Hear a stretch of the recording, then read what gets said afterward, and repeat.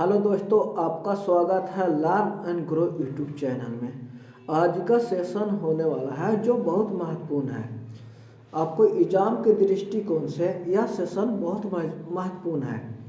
जैसे RPF SI के हो या आरपीएफ कांस्टेबल या एनटीपीसी या ग्रुप डी के एग्जामों के लिए बहुत महत्वपूर्ण प्रश्न है। इसमें कुल 50 प्रश्न है, जीके एंड जीएस का प्रश्न है। ठीक है, तो चलते हैं प्रश्न की ओर। आपका पहला प्रश्न है, चींटी के डंक में प्राकृतिक रूप से पाए जाने वाला अम्ल कौन सा है? तो इसका उत्तर हो जाएगा मेथनोइक अम्ल। इसका उत्तर होगा 3। मेथनोइक अम्ल का फॉर्मिक अम्ल भी कहते हैं। क्या कहते हैं? फॉर्मिक अम्ल भी कहते हैं। इसका सूत्र होता है HCOOH। ठीक है, फॉर्मिक एसिड का सूत्र क्या होता है? HCOOH होता है। ठीक है, आपका अगला प्रश्न यानी दूसरा प्रश्न क्या है? निम्नलिखित में से क्या एक गुणसूत्र संबंधी विकार है? तो आपका उत्तर होगा डाउन संलक्षण यानी डाउन सिंड्रोम, यानी आपका उत्तर होगा 4। आपका अगला प्रश्न है, मांडवी सागर बीच किस राज्य में स्थित है? तो आपका उत्तर हो जाएगा गुजरात, यानी ऑप्शन ए। आपका अगला प्रश्न है, भारत के प्रसिद्ध स्मारकों के संदर्भ में निम्नलिखित में से कौन सा युग में गलत है? तो आपका उत्तर होगा होशांग शाह का मकबरा दिल्ली में, यानी आपका उत्तर 3 जो है गलत है। आपका अगला प्रश्न है यानी 5वां प्रश्न है आपका, उज्जैन किस नदी के पूर्व की ओर मालवा के पठार पर स्थित है? तो इसका उत्तर होगा क्षिप्रा, यानी क्षिप्रा नदी, यानी ऑप्शन ए। आपका अगला प्रश्न है, खिलाड़ियों और उनके संबंधित खेलों के संदर्भ में निम्नलिखित में से कौन सा युग में सुमेलित नहीं है? तो इसका उत्तर हो जाएगा टाइगर वुड्स स्नूकर। जी ऑप्शन क्या है? सही सुमेलित नहीं है। टाइगर वुड्स गोल्फ खेलते हैं, जो ऑप्शन 4 आपका गलत है। आपका 7वां प्रश्न है, निम्नलिखित में से कौन सी योजना वित्त मंत्रालय से संबंधित नहीं है? ठीक है, तो इसका उत्तर हो जाएगा प्रधानमंत्री कौशल विकास योजना, यानी ऑप्शन 2। आपका अगला प्रश्न है, किस ग्रह का रंग निम्नलिखित में से किस गुण के द्वारा निर्धारित होता है? तो इसका उत्तर हो जाएगा इसके पृष्ठ का तापमान पर, यानी ऑप्शन 1। आपका अगला प्रश्न है, में विमुद्रीकरण भारत सरकार के द्वारा की गई एक नई पहल थी। तो इसका उत्तर हो जाएगा नवंबर 2016, यानी ऑप्शन 1। आपका 10वां प्रश्न है, निम्नलिखित में से कौन अपनी चित्रकारी में विशेषज्ञता के लिए नहीं जाना जाता है? तो इसका उत्तर हो जाएगा हबीब तनवीर, यानी ऑप्शन 3। आपका अगला प्रश्न है, विश्व जल दिवस प्रतिवर्ष कब मनाया जाता है? तो इसका उत्तर हो जाएगा 22 मार्च को, यानी ऑप्शन 1। आपका 12वां प्रश्न है, इलाहाबाद उच्च न्यायालय की पीठ निम्नलिखित में से किस स्थान पर स्थापित है? तो इसका उत्तर होगा लखनऊ, यानी ऑप्शन 1। आपका 13वां प्रश्न है, शिक्षा का अधिकार को भारतीय संविधान में वर्ष वर्ष किस वर्ष में एक मौलिक अधिकार के रूप में जोड़ा गया था? तो इसका उत्तर हो जाएगा 2002, यानी ऑप्शन 3। आपका 14वां प्रश्न है, इलेक्ट्रिक रूम हीटर में प्रयुक्त तार की कुंडली क्या कहलाती है? तो इसका उत्तर होगा एलिमेंट, यानी ऑप्शन 4। आपका 15वां प्रश्न है, अंधेरी नगरी चौपट राजा नामक नाटक निम्नलिखित में से किसके द्वारा लिखा गया है? तो इसका उत्तर हो जाएगा, इसका उत्तर होगा भारतेंदु हरिश्चंद्र, यानी ऑप्शन 3। आपका 16वां प्रश्न है, कवित्री लाल यादव भारत के निम्नलिखित में से किस क्षेत्र से संबंधित है? तो इसका उत्तर हो जाएगा कश्मीर, यानी ऑप्शन 2। आपका 17वां प्रश्न है, कारापारा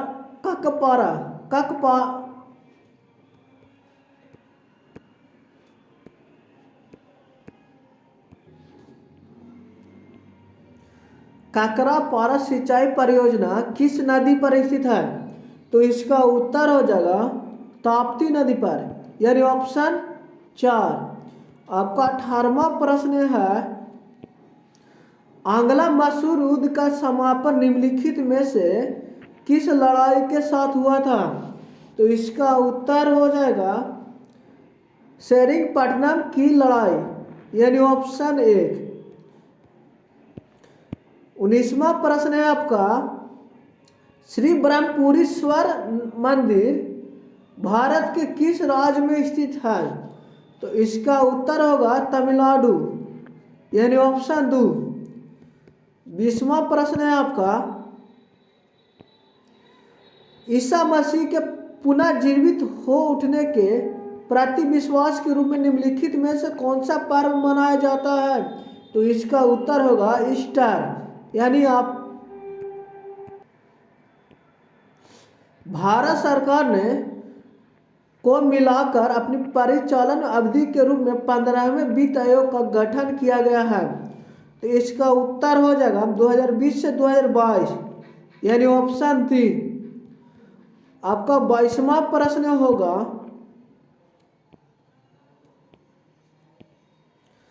औरंगजेब और महाराणा जसवंत सिंह के बीच 15 अप्रैल 1658 को धर्मतपुर का युद्ध हुआ।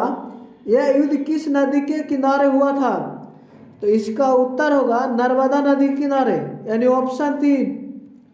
आपका 23वां प्रश्न है,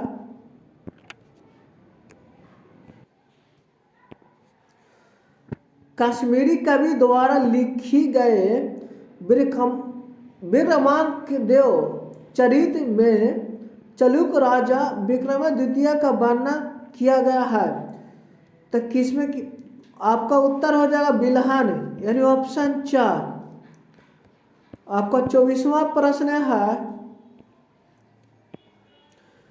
केंद्रीय विश्वविद्यालय संशोधन विधेयक 2023-24 दिसंबर 2023 को लोकसभा में पेश किया गया बिल में संशोधन करेगा। तो इसका उत्तर हो जाएगा केंद्रीय विश्वविद्यालय अधिनियम 2009, यानी ऑप्शन 3। आपका अगला प्रश्न है,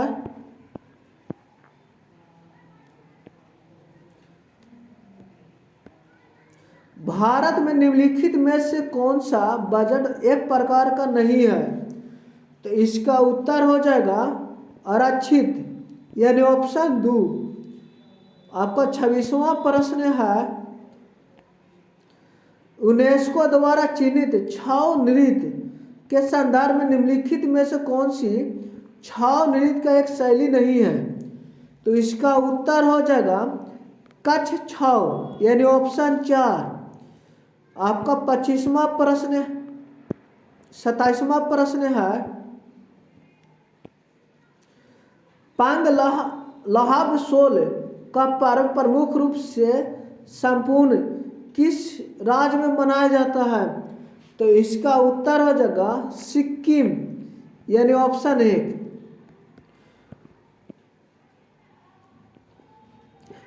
पैन अंकी एक अद्वितीय और अंकीय संख्या होती है जिसे आयकर विभाग द्वारा जारी किया जाता है। तो इसका उत्तर हो जाएगा 10 अंक, यानी ऑप्शन 1। आपका 29वां प्रश्न है, जन प्रतिनिधित्व अधिनियम 1951 के अनुसार किसी व्यक्ति के संसद के दोनों सदनों हेतु चुने जाने की स्थिति में उसे कितने दिनों के अंदर सूचित करना होता है कि वह किस सदन में कार्य करना चाहता है? तो इसका उत्तर हो जाएगा 10 दिन, यानी ऑप्शन 2। आपका अगला प्रश्न है, यानी 30वां प्रश्न है आपका, पंजाब हिमालय नदियों के बीच में स्थित है। पंजाब हिमालय किस नदियों के बीच में स्थित है? तो इसका उत्तर हो जाएगा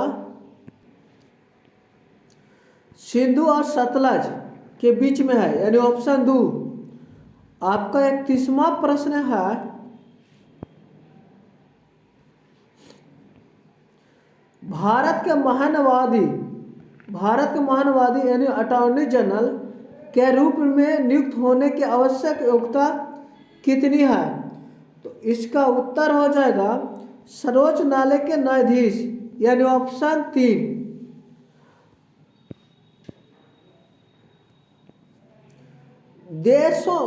देशों उनकी राजधानियों के संदर्भ में निम्नलिखित में से कौन सा युग्म सही है? तो इसका उत्तर हो जाएगा म्यांमार की राजधानी कहाँ है? न्यायदीव, यानी ऑप्शन 2। नयापीदाव है। यानी आपका अगला प्रश्न है, एक स्थलीय पारिस्थितिकी प्रणाली में हरे पौधे अपनी पत्तियों पर पड़ने वाले सूर्य के प्रकाश की लगभग कितना प्रतिशत ऊर्जा ग्रहण करते हैं और उसे खाद्य ऊर्जा में परिवर्तित करती है? तो इसका उत्तर होगा 1%, यानी ऑप्शन 2। आपका 34वां प्रश्न है, निम्नलिखित में से कौन सा युग में सुमेलित नहीं है? तो इसका उत्तर हो जाएगा कल्हन रामचरित, या जो सुमेलित नहीं है।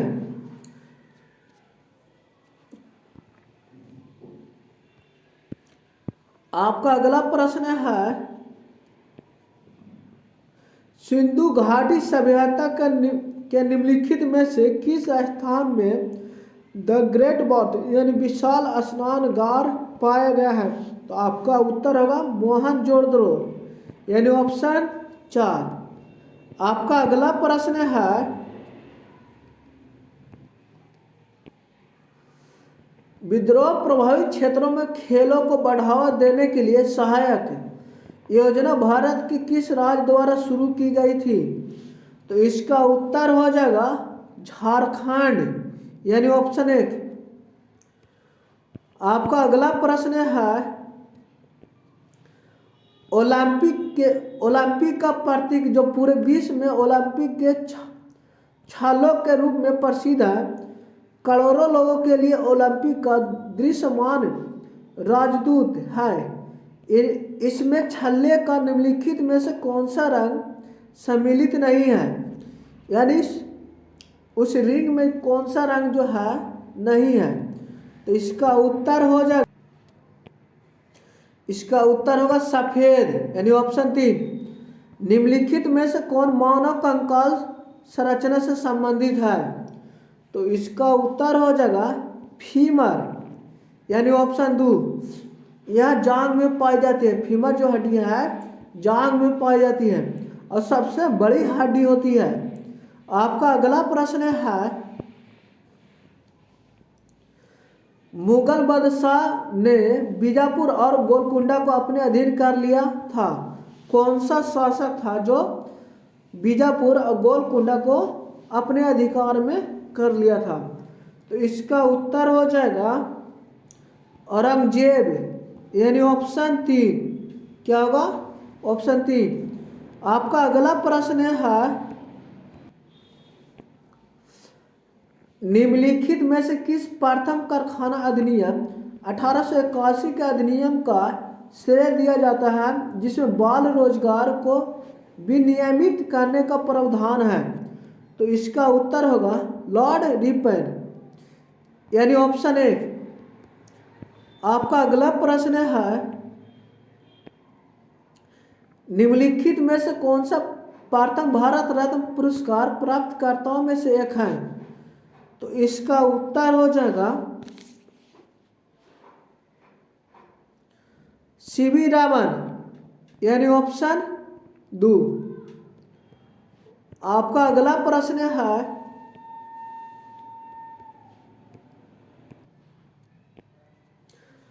कोरोमंडल का मैदान भारत के किस दिशा में अवस्थित है? तो इसका उत्तर होगा दक्षिण, यानी ऑप्शन 1। आपका 43वां प्रश्न है भारत में किस संवैधानिक संशोधन अधिनियम 1988 द्वारा मतदान की आयु 21 वर्ष से घटाकर 18 वर्ष कर दी गई? तो इसका उत्तर होगा 61वें, यानी ऑप्शन 2। 61वें संविधान संशोधन के द्वारा जो वोट देने का 21 वर्ष था उसको घटा के कितना कर दिया? 18। आपका 44वां प्रश्न है निम्नलिखित में से कौन सा जल जनित रोग है? तो इसका उत्तर होगा ई कोली, यानी ऑप्शन 3। आपका 45वां प्रश्न है कबड्डी के खेलों में प्रत्येक टीम में कितने खिलाड़ी होते हैं? तो आपका उत्तर होगा 7 खिलाड़ी होते हैं, यानी ऑप्शन 3। आपका 46वां प्रश्न है पृथ्वी के महासागरीय पृथ्वी के महासागरीय ऊपरी परत के मुख्य रूप से किससे बने होते हैं? तो इसका उत्तर होगा सिलिका और मैग्नीशियम, यानी ऑप्शन 1। आपका अगला प्रश्न है यानी 47वां प्रश्न है भारत में बाल विवाह निषेध अधिनियम किस वर्ष पारित किया गया था? तो इसका उत्तर होगा 1929 ईस्वी, यानी ऑप्शन 1। आपका अगला प्रश्न है निम्नलिखित में से कौन सा जैन धर्म का एक संप्रदाय है? तो इसका उत्तर हो जाएगा दिगंबर, यानी ऑप्शन 2। आपका 49वां प्रश्न है किसने सत्यशोधक समाज की स्थापना की जिसने मूर्ति पूजा और जाति व्यवस्था के विरोध मुहिम चलाई थी? तो इसका उत्तर हो जाएगा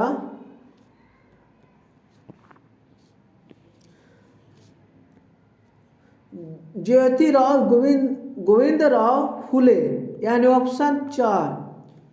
आपका 50वां प्रश्न है 14वीं शताब्दी में निम्नलिखित में से कौन सा यात्री भारत आया था? तो इसका उत्तर होगा